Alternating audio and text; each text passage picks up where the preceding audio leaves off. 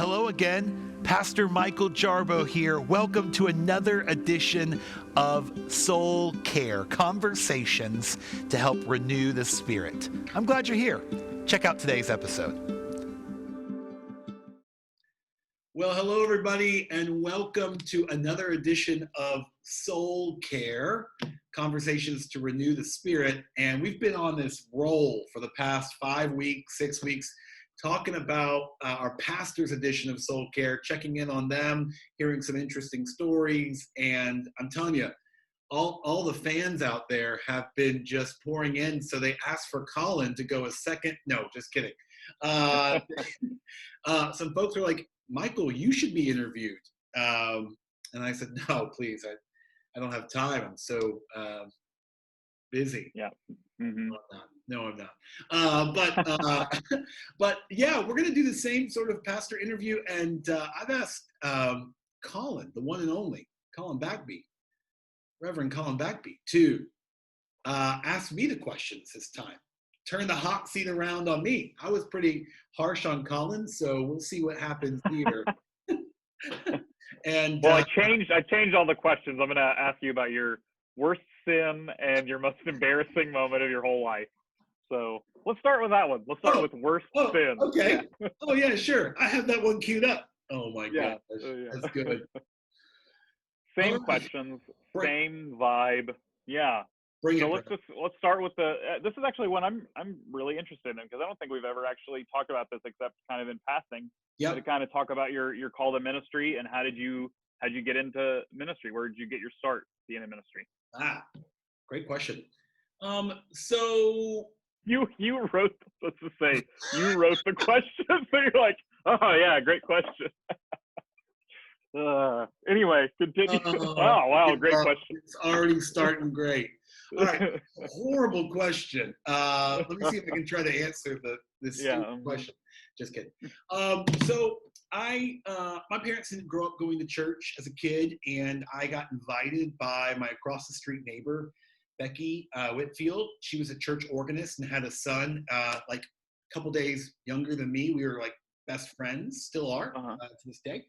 And that invitation is something that I look back on even now, umpteen years past that moment. And I think back to like, man, I mean, that was sort of a evangelism moment of reaching out to somebody who knew, just didn't have that sort of upbringing. So I was like 5 or so when I went to my first time to church, and I went to Sunday school, and then got connected into the youth group, and so deeply connected, and found myself just like a young Methodist like youth and getting really connected, involved. And there were other churches in Irving, Texas, where I'm from, that were growing fast paced, but there was always this like I had this heart to stay with this Methodist church for some reason. Like there was like, don't go with the big Baptist church, don't flip over one. I'm going to give my all to this Methodist church. And I did. I learned more about the systems within the church, polity. I just kind of leaned in, and then I got offered a scholarship to sing at the Centenary College Choir in Shreveport, Louisiana. I had no idea it was Methodist affiliated. And that was a nice little bonus. It got another little tiny, baby Methodist scholarship. And I got like more and more involved. I remember calling like the first Sunday of college, where it should be that Sunday that I'm like skipping church. Yeah. Just do, like I'm free. My parents aren't making me go to church. So I have a fun Saturday night. Like, why would you go in the morning? Yeah, exactly. And my butt got up, and I just started church hopping and went to different churches. And in Shreveport, there's a lot of churches in Shreveport. Yeah. But I found a few that I got involved with, and over time, more and more voices where I volunteered and helped out and leaned into, were starting to say like, Michael, like you should really consider this being like what you do.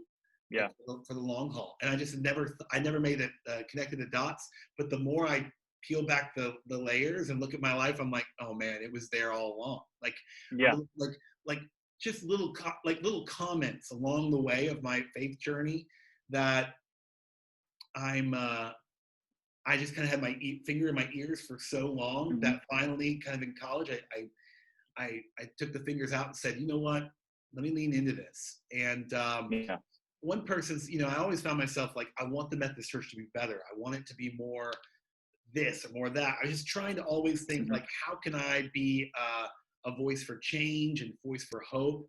And this guy, Mark Sorensen, who's a pastor now in the Woodlands, he was sort of my college pastor when I was at Centenary. He said, Michael, it's hard to change what's in the glass from the outside of the glass. You got to get you got to get into the glass to change it. And that was like a metaphor that really kind of opened my eyes and saying, yeah, I gotta get into the system if I'm gonna be a voice of hope and change and help grow it to what I believe it can be. And so that, along with hearing voices of support, I just leaned in and said, this is what I'm called to do, and I can't imagine doing anything else. So isn't it crazy? Like in retrospect, it seems so obvious. Like at the time, you're like, oh, I don't know what to do. I don't know where I'm supposed to go. Oh. And you look back and you're like, you idiot, you knew the whole time. You knew the whole time. Yeah. And you have all these voices kind of affirming you and supporting you, and you're like, oh, it's so hard. That's always in retrospect. That thing from Mark is really interesting. It reminds me of anybody ever say to you like the loudest boos come from the cheapest seats? Yeah, it's like similar thing of like, stand outside and criticize it all you want, or are you gonna like, a Brene Brown thing, like step into the ring, get into the arena. Exactly. And can I be honest with you? I was afraid of that phrase elder, like that. Becoming an elder in the Methodist Church. Like I was like at 22, you're like, I don't want to be an elder. Like that sounds like lame. Like, but like the more you learn into like elder, it's not just age, it's also speaking up. Just there's biblical references to it, and there's just the prestige of being a part of that. I remember in my when I passed my ordination boards, just all of these people coming and clapping and then shaking my hand and sort of like welcome into the family, and that is like it's a memorable moment there. Yeah, the family aspect is something I think about a lot. Like you become part of like a covenant family, like a family that supports each other. That's really great. Cool. Exactly. All right. Second, just beautifully phrased question. Second, amazing question. There's an African proverb that says a person becomes a person through other people, who is someone that has made a significant impact on your life. Oh my gosh. That is a great question. I mean, my parents played a really great role in my life, and I'm thankful for them. But you know what, the unique relationship, and I think as a person who wrote the questions, we'll get to talking about Leslie a little later. But Leslie, we are high school sweethearts, but we knew each other in middle school. Basically, kind of dated for that's where we held a hand on the bus on the field trip when we were in 7th grade. But Leslie's parents, Valerie and Carrie Jones, have been really inspirational voices in my life. And Carrie's a pastor, and Valerie's is, her father's a pastor, her grandfather's a pastor. She like just their like wealth of experience and their love and grace through it all. And I've watched them shift and change in their beliefs and thoughts and faith, and all along the way, like we've all journeyed together through it. And so I would probably say, I know, like, again, love my parents, but I would add in Valerie and Carrie Jones, Leslie's parents. They mean a lot to me, and we're bold naming the in-laws. That's great. I know. Yeah, major points for Thanksgiving. So what's the perfect segue into the next question? You already said you'll talk about Leslie a little later, but it's the next question. So tell us about Leslie and your favorite qualities about her, what type of person she is, how she helps you, and maybe calls you on some of your stuff, as we talked about with my spouse when we did my interview. Some qualities that she has that you wish you had. Oh my gosh, dude. So yeah, I think Landon and Leslie have a lot of similar qualities that are good for goofs like me and you, bro. Leslie, I think I've said this before in a sermon or so. She's a fourth generation pastor's spouse in marrying me. Mm-hmm. And I got to tell you, for those who haven't told the story, I remember like nearing the end of high school, going into college, she said, Michael, like, what do you think you want to do with your life? And at the time, I really wanted to be a sports journalist, write for ESPN or the Dallas Morning News. Like, that was going to be my, like, deal. And she went, oh, I'm just glad you're not going to be a pastor. Oh, and no. I'm dead honest, that actually happened. She said those words. And, I think about that conversation a lot. But she,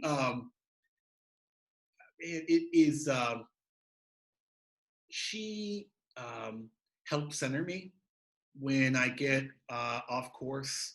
She has, we celebrate 10 years of wedding 10 years of marriage, excuse me, this October. You have a 10-year long wedding, 10 years of wedding. You know what? It's long wedding.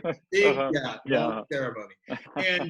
And she centers me when I find myself off course, and she knows, like, she can read my body language after a long day, or the way that she will compliment me or challenge me on a sermon I've preached is always done, like, somehow gracefully, even when she's like, you could have gone deeper there. You could have gone, you could have pushed a little bit more, or, whoa, you really pushed it there, Michael. Like, I don't know. I find her as my biggest fan, but also just someone who keeps me level-headed.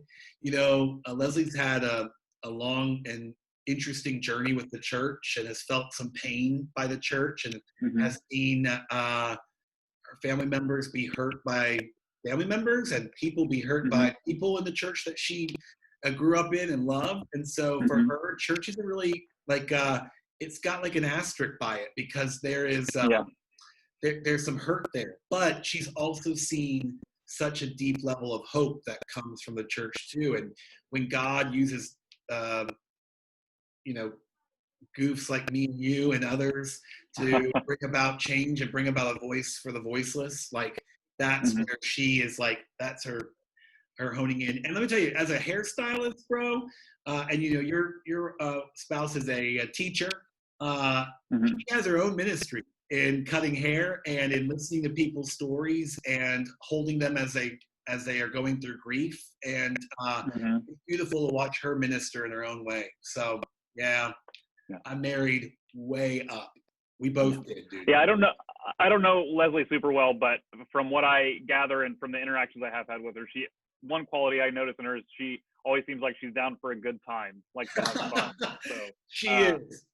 So a great partner for you, because you have the same quality. So thank you. Thanks, bro. Cool. Well, in that same vein, what is one of the funniest moments in ministry? Oh my gosh, Colin, bro. And like, here's the thing. I know there's some you're thinking of that we can't share on this. Well, yeah, absolutely. So I was talking with Daniel Irving yesterday, and I said to him, I haven't told you this, Colin, but I said to him, dude, there are only some days that I wish you were back on staff, just because Colin would make you laugh in so many incredible ways if you were here, and the two of you together could be like, I die of laughter, because it's just some of the funny things that we have seen or done. Sometimes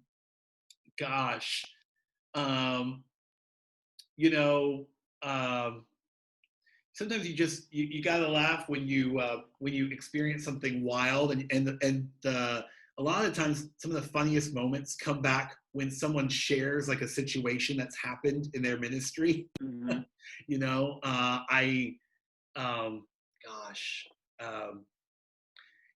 you and I, Colin, I love, when you're getting kind of psyched up for church, and you're thinking about what to do, and how you're about to go preach. Like, there needs to be, like, levity. So a lot of the funny moments come pre-Sunday morning worship in your office, when we're laughing and doing ridiculous impressions. So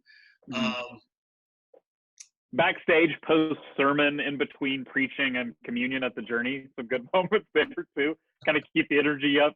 You can't. I think some people have seen us, unfortunately, backstage, but for the most part, we stay hidden doing our little dances or whatever else. So. What I realized too is that the camera that shows Khalil when he's playing in the drum kit also shows a little bit of the back. So I'm sure we've been on camera before doing something like. I remember when one of the best memories is like sometimes we'll when we're shooting like a piece of trash in the trash, Kobe. But I think it was you. One time went Ming for Yao Ming. A little outdated Houston. I had some catching up to do when I moved here. So. The flip side of that, what's been one of the most powerful moments in your ministry? Gosh. Oh man. So many powerful moments. Like Jennifer shared in her conversation, baptism is so powerful, and I got to co-officiate the baptism of her son, and watching her baptize her son, and like her tears and that was a really beautiful moment. Funerals can be really powerful. I unfortunately had to officiate the funeral of a 13-year-old who passed away, and it's the peace that passes understanding. It's the mystery of the Holy Spirit that can somehow work through even you. I'm just I remember early on, Colin, just like mid-20s, right? When we're going into these hospital rooms of people in their 80s and 90s, and you're like, how am I going to provide any kind of spiritual guidance in this moment? And yet your presence alone just does it. And it's not, I'm not like, we're not talking about it being like, oh, we're so good that our presence, it's just somehow like the work of the Holy Spirit through the pastoral role and figure helps to bring a peace in that moment that it's best not talk. I think some of the more powerful moments is when I'm not talking, and I'm just and you know what I'm talking about, and you're just like in the moment with the family or the situation or the individual.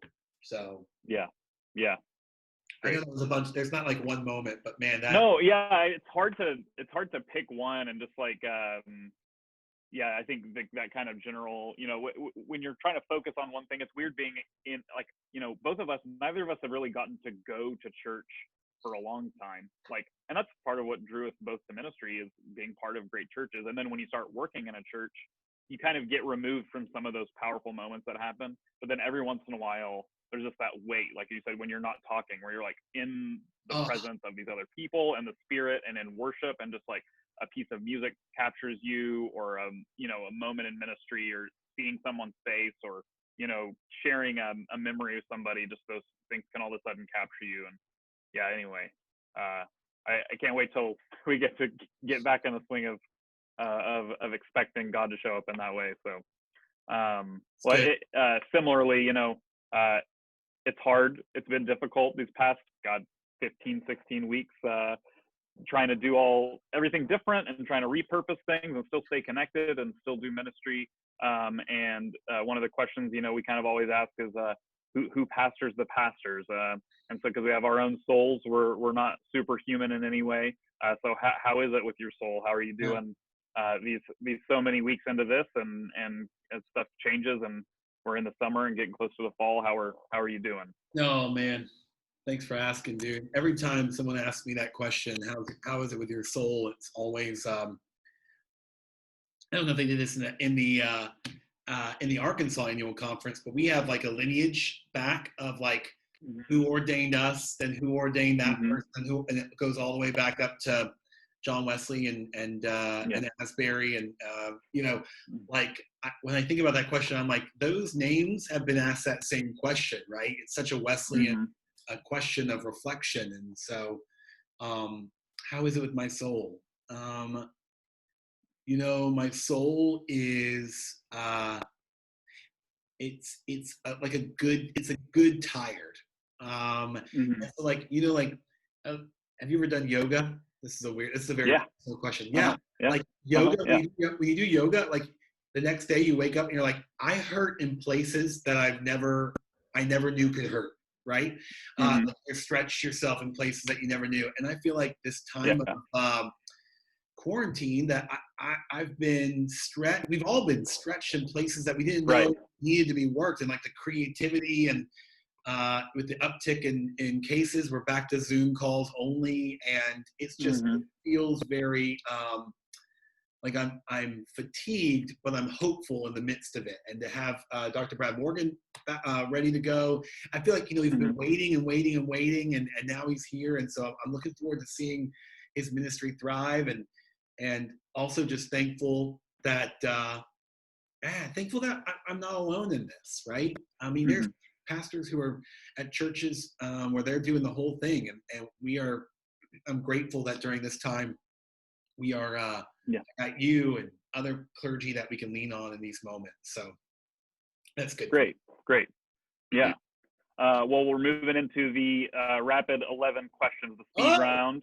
So just couple of words, short phrase answers for these. Elaborate if you want, but let's just get right into it.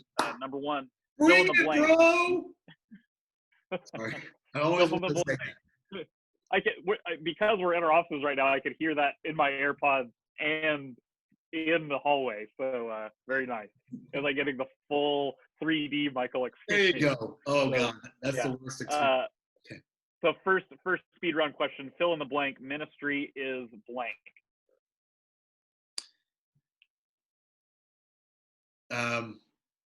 Filled with moments of grace. Nice. You are called to be brave, but your fear is real. What do you do? I think about what the next thing I think about the next light at the end of the tunnel. Like I think about, okay, if I get through this, what's the surprise? Like what's the gift on the other end of the side? Like I will do whatever it costs to find the silver lining. So I'm like, okay, let's do this. And when we do this, we move into that next place. So, did you watch Kimmy Schmidt on Netflix? Yeah. Oh yeah. She talks about like the next 10 seconds. Like you can make it through the next 10 seconds, and if at the end of those 10 seconds you still can't make it, count 10 more. So it's always having a horizon. There you go. Number 3, something people often get wrong about you. That I don't do very well when I'm alone. I'm really a people person. I'm a 7 on the Enneagram. I am like, I love being around people and celebrating, but sometimes like I like to go out and have lunch by myself, or I like times where I can disconnect from folks, and I get my fuel from people. Like that's why quarantine has really been tough for me, because I don't have people.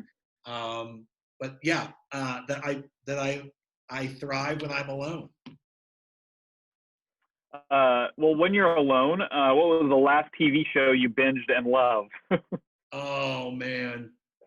And so, yeah, right. I'm not very, I don't watch a ton of TV, and I wish I did.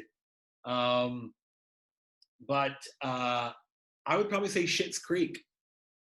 Yeah, great show. It's just a great show that I finally just wrapped up. And binge watching for me is not my strong suit. You got to stretch it out. I am also binge watching all the Star Wars right now, so that's fun too. Oh, nice. Not a TV show, but what order are you watching them in? Why are you doing this to me? I just want to know. There's different ways you can watch them. You're calling me out. Okay. No, I'm curious. There's no wrong way, really. Let me explain briefly. I'm watching with a dear friend of mine, Marcus, who has never seen Star Wars. So I tried 2 years ago with him to start this. My wife and I, Leslie, we tried to get him to watch it. We started with episode 4. He fell asleep in the middle of episode 4. And I said, why'd you fall asleep? He goes, it was boring. The graphics are terrible. The characters, it feels like you're in the 1970s. I go, you are in the 1970s, dude. But he said, okay, I can't do it this way. So we ditched the 4, 5, 6. Come 2 years later, we're in quarantine. I said, Marcus, my brother, you have got to watch Star Wars again. But let's try it this way. And let's go numerical order. So we went 1, 2, 3, which again are not awesome movies. Some, I mean, there's good moments, but not awesome. 4, 5, 6, 7. We watched 8 last night. 8 was unreal. And I actually have not watched episode 9. I have not seen 9, which is crazy to me, but I just didn't see it when it came out to the theaters. So we're going that order. Then we're going to watch Balls. Oh, nice. Good. Yeah. And The Mandalorian, of course. Cool. Well, good for saying that 8 was unreal, was unbelievable. Because there are people who love The Last Jedi, like myself. You can see there's Kylo Ren and Luke up there on the show. Yeah. Yes. And there are people that don't like it, and those people are wrong. So I thought 8 was unbelievable. I thought it was great. It's so good. It's so good. I think Kylo Ren is one of the best Star Wars characters. So anyway, moving on. Same. You segued for us. What is your favorite movie? What's one you could? Tommy Boy. So good. I heard you quoting it the other day. I think with Pastor Brad. I did. Yeah, I said Tommy Boy, and he did the fat guy and little. It was a bonding moment for Pastor Brad and I. So it's a great movie. Great movie. We should have a clergy screening of it. Yes, PG-13, so children. Stay far away. A concert that. Yeah, but it's a rite of passage for a teenager. You know, a concert that you'll never forget. Oh.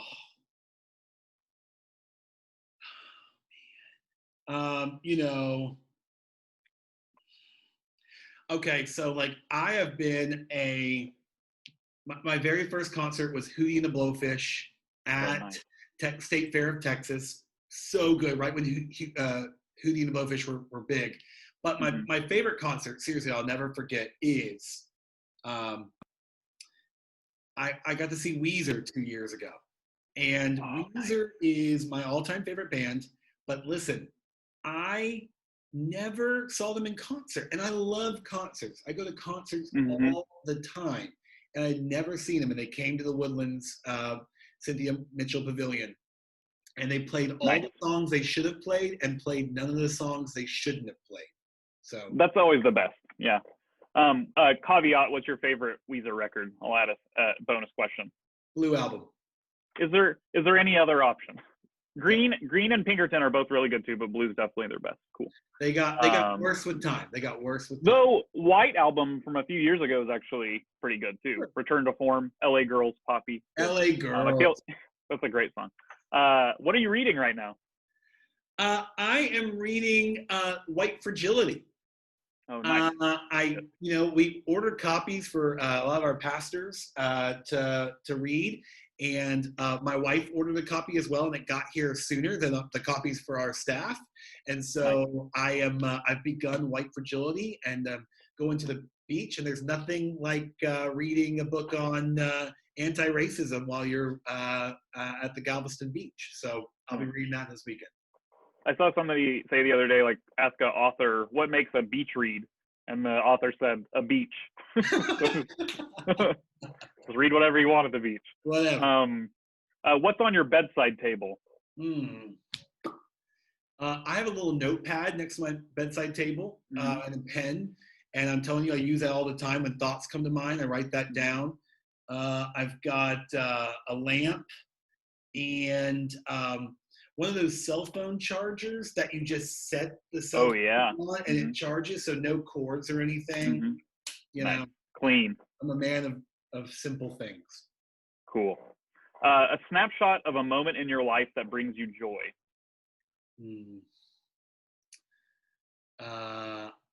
Sitting on a patio, chatting with friends, kind of sweating a little bit because it's like a warm summer night, and having something cold to sip on, and just laughing until tears come from your eyes.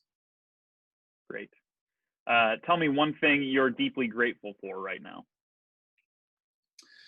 I am deeply grateful for Zoom and the ability to reach and see people and friends really very easily. And that I feel like everyone's kind of moved up to a level where we can all, like, we're all on the same page. And like from my grandparents to, children who are younger than me, like we all know this technology now because we've kind of been forced to do so. And so the fact that we have this is such a gift. I did a Bible study this morning with a bunch of guys, and just took a moment to like, wow, this is cool. Like, we can't meet physically, but we've got this technology to be able to say what's up and check in and pray for one another. And that's a gift. Yeah. And last question, what do you hope is the first thing that God says when you reach heaven? Oh my gosh. I hope, I think Ginny had a good answer. She said, I hope God laughs. And not like laughs at me, but like just, kind of laughs at me, but also laughs with me. Yeah. And says, I'm so glad you're here. Great. Well, this has been fun, Michael. Glad we got the opportunity to switch spots for a second. Got to put my Tim Ferriss, Carrie Newhoff hat on, do a little interview situation.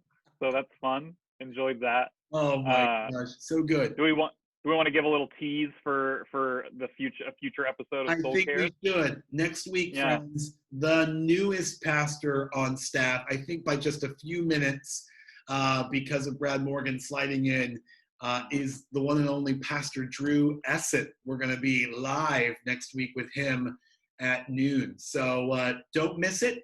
And it's part interview, part interrogation. Yeah, bright lamp. Yeah. Lamp, roast. It's gonna be a lot of fun and really a lot of tears on his part. Good. Give him a hard time. Okay. Thank you, brother. I appreciate the time. Yeah, you bet. Good to talk to you. All right, man. Take care. Have a great one. See ya. Thank you so much for checking out Soul Care. Join us again next week at noon on Friday. Have a great weekend. Bye.